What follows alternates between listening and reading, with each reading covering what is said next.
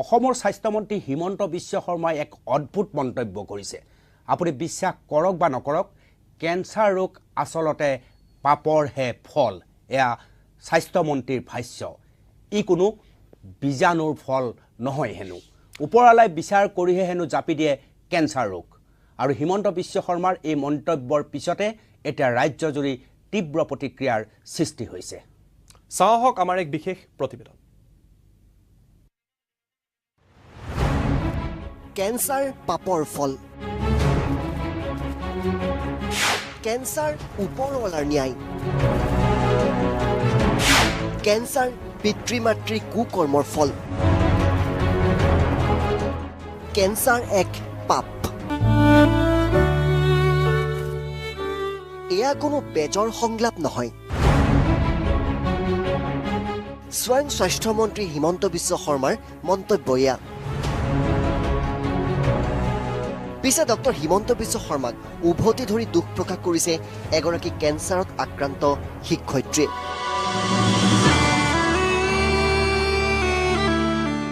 শিক্ষয়িত্ৰীগৰাকী কথাবিলাক শুনাৰ আগতে প্ৰথমে শুনোৱা হওক হিমন্ত বিশ্ব শৰ্মাই ৰাজহুৱাকৈ কেন্সাৰ সম্পৰ্কে কি অদ্ভুত মন্তব্য কৰিছিল ভগৱানে দুখটো যেতিয়া দিব পাপৰ ঘৰত আপোনালোকৰো লাগিব বেলেগৰ নালাগে 9-10 ক্লাছ নকৰিলে 11-12 কেতিয়াও ভাল হ'ব নোৱাৰে আৰু এইখিনি কথা মানি চলিব চৰকাৰে কিবা কৰক নকৰক নেদেখাজনৰ যিটো পাপ লাগে সেইটো মানুহে কম্পেনসেট কৰিব নোৱাৰে বহুত মানে ভাবি থাকে যে অমুকৰ ঘৰত কিয় কেন্সাৰ হ'ল অমুকৰ ইমান ডেকা ল'ৰা এক্সিডেণ্ট হৈ গ'ল ইমান ডেকা ল'ৰা কেন্সাৰ হৈ গ'ল বেকগ্ৰাউণ্ডটো চালে গম পাব যে it is a divine justice বাকী একো নহয় we have to suffer that divine justice পূৰ্বজন্মত কৰা এই জন্মত কৰা মোৰ দেউতাই কৰা মোৰ মায়ে কৰা হয়তো সেই ল'ৰাজনে কৰা নাই but his father has done something wrong that divine justice is always will be there কোনো মানুহে নিজৰ ডিভাইন জাষ্টিচ যিটো হ'ব নোবডি কেন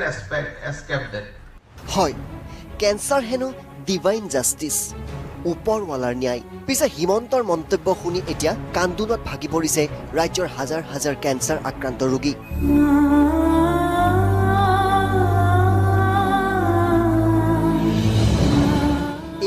এগৰাকী শিক্ষয়িত্ৰী গোলকগঞ্জৰ এগৰাকী শিক্ষয়িত্ৰী এতিয়া দুখত ভাগি পৰিছে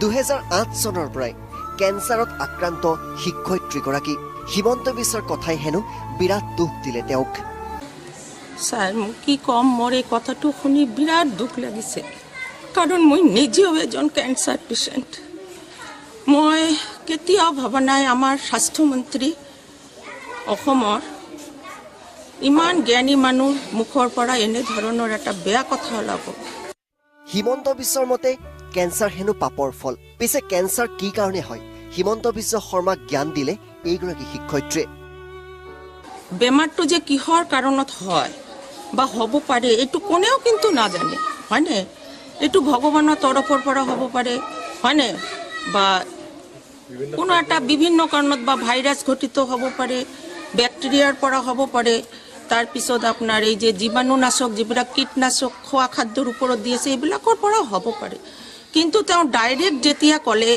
যে দুৰাৰোগ্য ৰোগ দুৰ্ঘটনা এইবিলাক পাপৰ ফল তাৰ পিছত কৈছে লেখাটো আছিল স্বাস্থ্যমন্ত্ৰীৰ মতে যে পিতৃ-মাতৃৰ কুকৰ্মৰ ফলত কেন্সাৰ ৰোগ হয় এই কথাটো মোৰ বিৰাট মনত লাগিছে মই জানা মতে মই যেতিয়া সৰুৰ পৰা ডাঙৰ হৈছিলোঁ মই নিজৰ ব্যক্তিগত কথা বুলি কৈ আছো মোৰো মা দেউতা আছিল কাৰণ যাৰ ফলত আজি মোৰ এই বেমাৰটো হৈছে মই হয়তো মা দেউতা কোনো ধৰণৰ বেয়া কাম বা কুকৰ্ম কৰিছে বুলি মোৰ মনত নপৰে হিমন্ত বিশ্ব শৰ্মাই কৈছিল মাক দেউতাকে যদি কিবা পাপ কৰিছে তাৰ ফল হেনো পুত্ৰই ভোগে আৰু সেইবাবে কেন্সাৰ হয় পিছে এইগৰাকী শিক্ষয়িত্ৰী হেনো হিমন্ত বিশ্ব শৰ্মাৰ দৰে এজন ব্যক্তিৰ পৰা এনে মন্তব্য আশা কৰা নাছিল হিমন্ত বিশ্বৰ মন্তব্য শুনি এওঁৰ চকুত চকু পানী ওলালে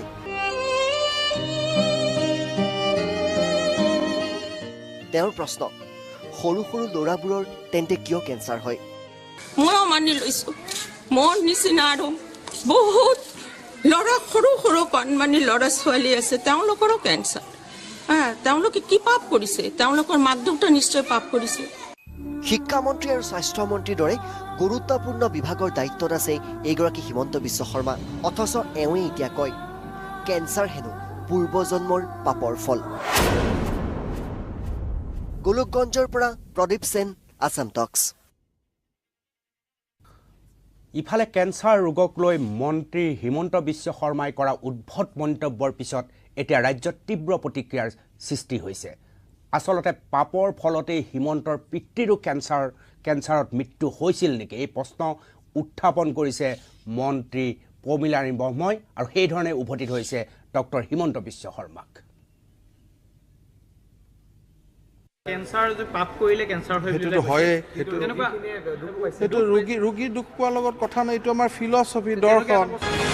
পাপৰ বাবেই কেঞ্চাৰ হয়। যেতিয়া আগৰ জন্মত পাপ হয় তেতিয়া মানুহে এই জন্মত তাৰ দিব। পাপৰ বাবে হিমন্তৰ পিতৃৰ মৃত্যু হৈছিল কেঞ্চাৰত।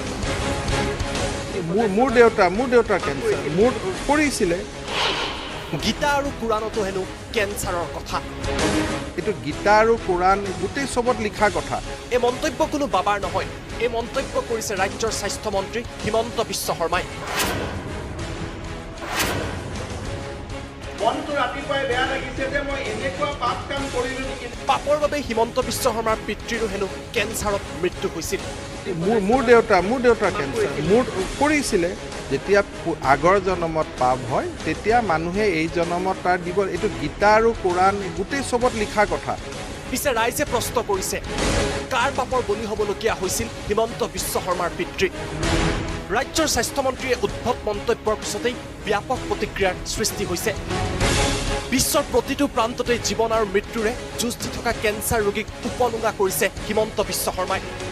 মনটো ৰাতিপুৱাই বেয়া লাগিছে যে মই এনেকুৱা পাপ কাম কৰিলো নেকি।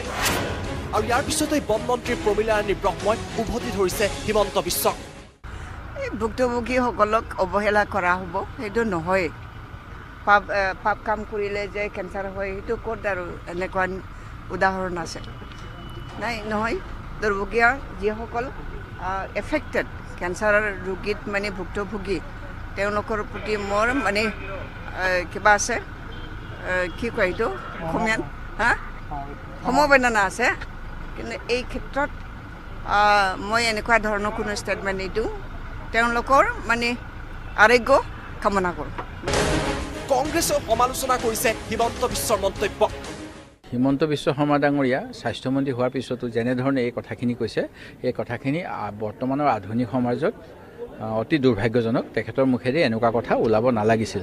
মই আজি বিভিন্নজন ব্যক্তিক লগ পাইছোঁ যিসকলে তেখেতসকল এই ৰোগত ৰোগাক্ৰান্ত, আৰু তেখেতসকলে যথেষ্ট দুখ প্ৰকাশ কৰিছে। বহুত যুৱকে যে আজিৰ যুগত আমাৰ অসমৰ শিক্ষামন্ত্ৰীৰ মুখত এনে কথা ওলাব নালাগিছিল।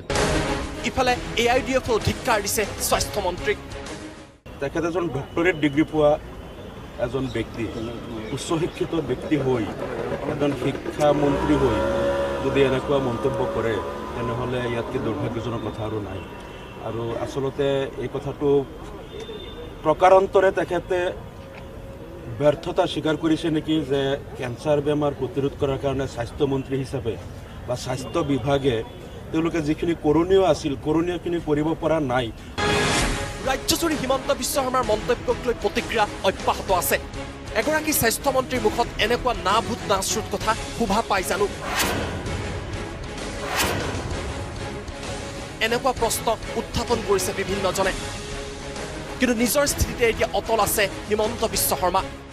কেঞ্চাৰ যে পাপ কৰিলে কেঞ্চাৰ হয় সেইটো হয়ে, সেইটো ৰোগী দুখ পোৱাৰ লগত কথা নাই। এইটো আমাৰ ফিলচফি, দৰ্শন। প্ৰশ্ন কৰিছে যে আপোনাৰ ফেমিলি কোনোবা যদি মোৰ দেউতাৰ কেঞ্চাৰ মোৰ কৰিছিলে। আগৰ জন্মত এইটো আমাৰ গীতা কোৰাণত লিখা আছে যে মানুহে হিন্দুৱে কাৰ্মিক ডেফিচিয়েঞ্চি, যেতিয়া আগৰ জন্মত পাপ হয় তেতিয়া মানুহে এই জন্মত তাৰ দিব। এইটো গীতা আৰু কোৰাণ গোটেই চবত লিখা কথা। কোৰাণত কয় যে এই জন্মৰ পাপ এই জন্মতে ভুগিব লাগে। আমাৰ গীতা হিন্দু শাস্ত্ৰত লিখা আছে যে আমি human beings has to go' through sufferings because of our last life karmic deficiency. এইটো এষ্টাব্লিছ হিন্দু ফিলচফি। ইয়াত আৰু নতুনকৈ মই কোৱা কথাটো নহয়, এইটো ভগৱান শ্ৰীকৃষ্ণই গীতাত কৈ যোৱা কথা। ব্যুৰো ৰিপৰ্ট, আছাম টক্স।